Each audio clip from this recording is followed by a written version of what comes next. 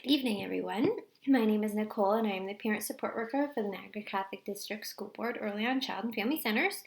I am here today for our weekly coffee and conversation in which all parents, grandparents, guardians, and caregivers are welcome. Our program topics revolve around ensuring you feel well and confident in your caregiving role. As always, if you are unable to sit with me now, you are welcome to warm up your coffee and sit with me at a later, more convenient time. Our video content is available on our Facebook page and YouTube channel, so be sure to follow and subscribe to stay up to date with our videos. Last week, we discussed stress symptom reduction strategies, which meant, okay, stress is a part of everyday life, so what can we do to reduce the effect that stress has on our well-being? So, within the past 2 weeks, we've considered how to prevent stress and what to do to reduce those effects of stress.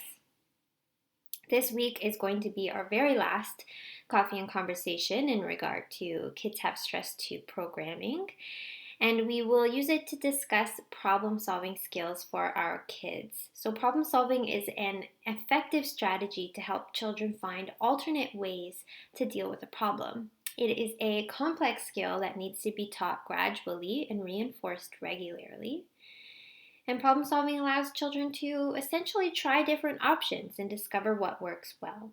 It is a critical thinking skill and one of the very most important skills that children can learn.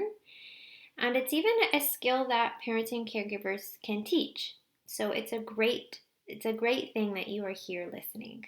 And even our very young children can learn how to solve simple child-sized problems. So let's get started. What exactly causes problems that need this solving? Well, a child's own thinking can, so their attitudes, desires, expectations, and perceptions can all influence the way that children think and feel.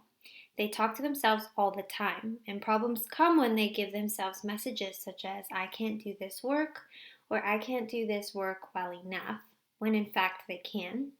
And the other two things that might cause problems are things like other people's actions or behaviors. So, for example, if they're being yelled at or if they're being ignored. And then the last one is events or circumstances. So, for example, going to a new school or entering daycare, having a busy schedule, illness, joining competitive sports, or of course, the pandemic.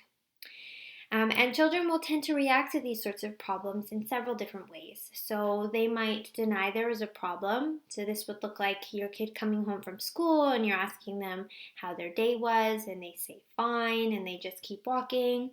Or you ask them what's wrong and they just say nothing and keep walking. They're not willing to have that conversation. They're denying that there's something going on. The other thing they might do is act impulsively or aggressively. So it's hard for children to learn to think before they act. And some children might resort to grabbing, hitting, or kicking someone or something to get what they want. And then the last thing is that they might try to find a solution. So children can learn to solve the problems over which they have some control. And this last one is a rather positive coping skill, right? So if your children are already doing this, then kudos to them. But it's still important to teach these problem-solving skills to our children so they have a lot of resources in their back pocket when needed. So Kids Have Stress 2 program provided 2 great activities to practice with your kids to help teach them problem-solving skills. So we're going to start with the what if game. So the what if game is a fun way to think about what to do in different situations. So playing this game with children essentially helps them to learn to anticipate, to think ahead, and to come up with ideas. So for example, we can ask questions like, what if someone takes a toy away from you? Or what if you don't want to sleep at nap time? And it's not really the answer that you're looking for here. They don't necessarily have to make sense, but we want to help the child to start thinking about responses or solutions to situations before they happen. So the point is essentially to foster that creativity to help them learn to find solutions to the difficulties that arise. So with your child's imagination and your practical suggestions, a lot of possible solutions can be found for everyday situations. It is important for parents and caregivers to just remember to remove their own feelings from the problem and the problem solving process and just remain empathetic yet objective to this process. So, even with our younger children, so around the age of 3, we can try to make this activity a little bit easier by utilizing this what if game during playtime. So, for example, we can use a puppet and say things like, what if our friend the puppet wanted to go outside today but couldn't because it was raining? We want to give children time to think about what they might do. And if needed, you might prompt with a comment that includes the answer, like, do you think the puppet has a rain jacket and rain boots? So for our older children, maybe 6 or 9, we can also start asking them what else questions in addition to their what if answers. So if we ask them, what if you forgot your lunch at home? And they responded with, well, I could share lunch with a friend. You could prompt them by saying, okay, what else could you do?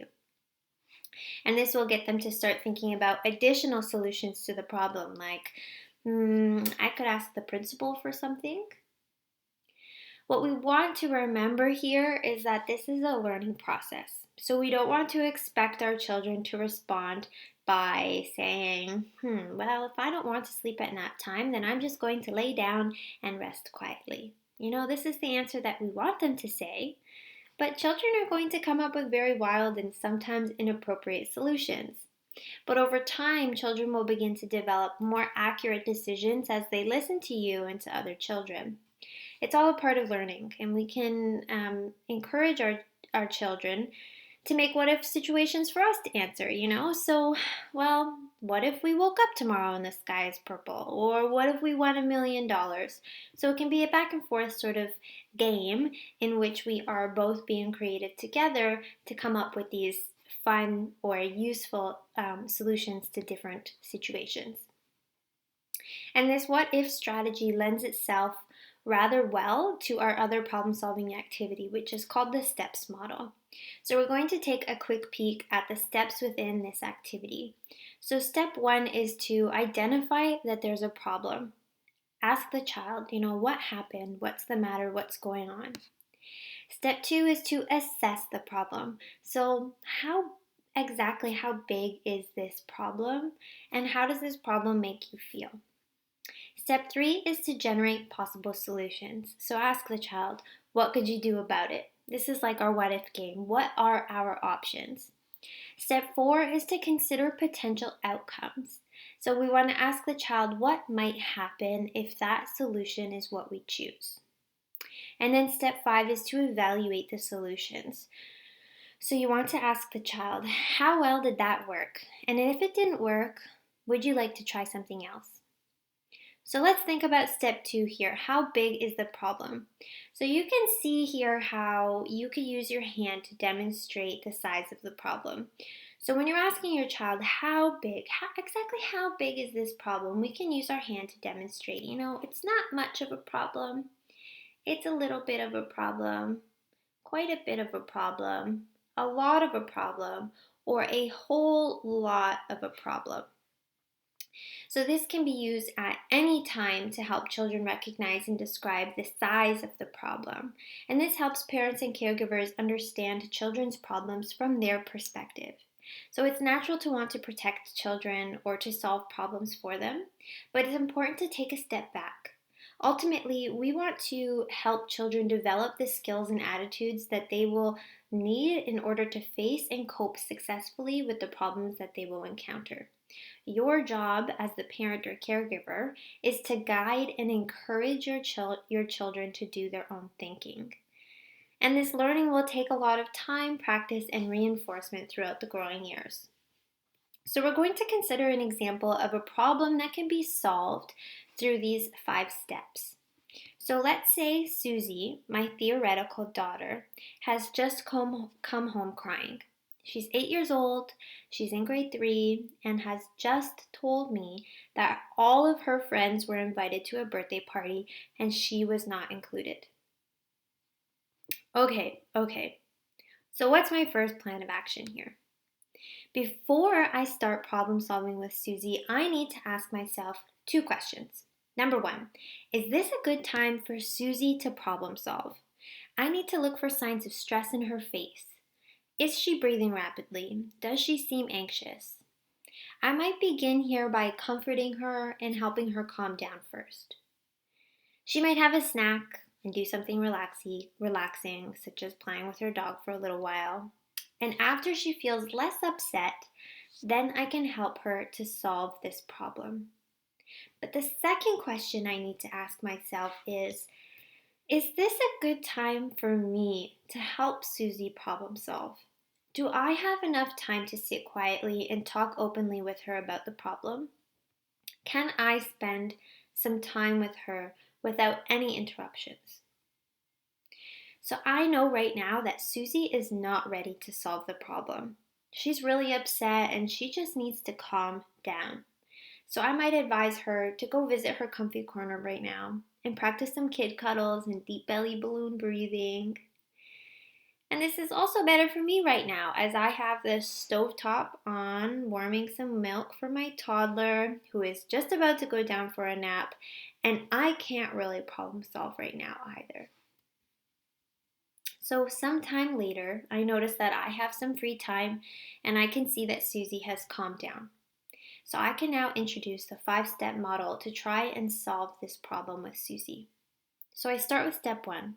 I ask Susie what the problem is. What happened at school today that upset you? After she shares with me that she's the only girl in the class not invited, I move on to step number 2 and I ask her, how big is the problem? I'll trace my hand and I'll say, how does this problem make you feel, Susie? It's not much of a problem, a little bit of a problem, quite a bit of a problem, a lot of a problem, or a whole lot of a problem. After Susie has told me that it's a lot of a problem and she feels really bad about not being invited, I can validate her feelings and let her know that it's okay to feel sad. It's okay. But then I can ask her what she could do about the problem. So similar to the what if game, what can we do about this problem? Let's create a long list of solutions.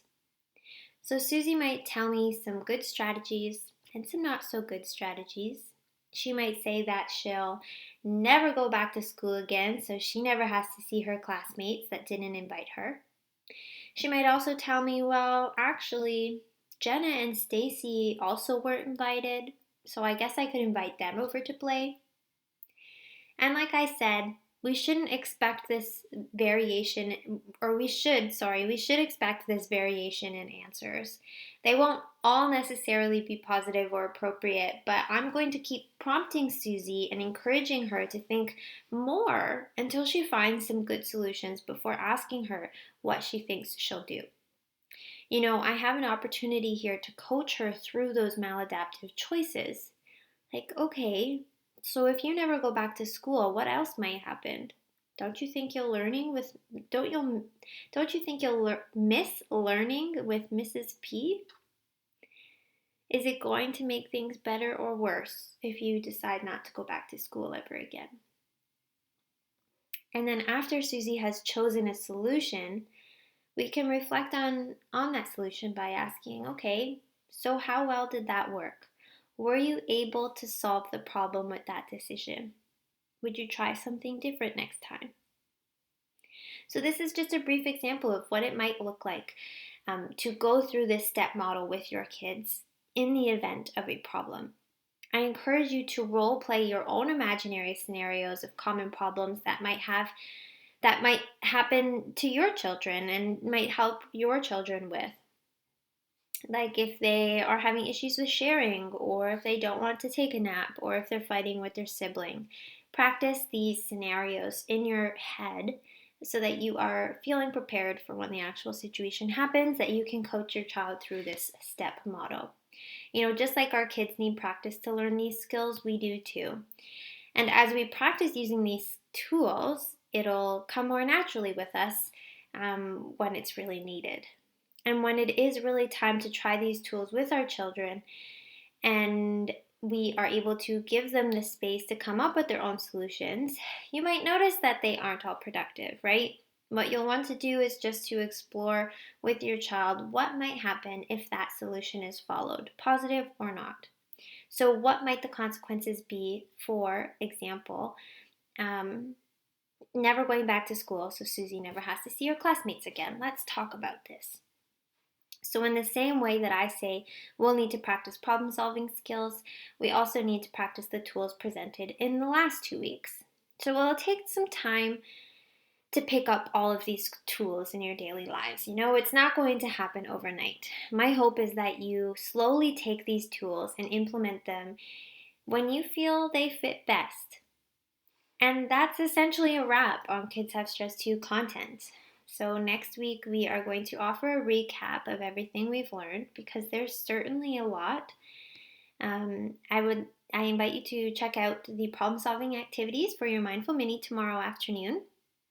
I hope you enjoy role playing some problem solving activities with your kids and asking your kids what if questions. Like, what if the sky was yellow tomorrow? What if the ground was gray? Or what if the snow never melted? Let's have these interesting conversations with our kids if we are able. So enjoy the rest of your day and the rest of your week. We will talk to you next week, and take care.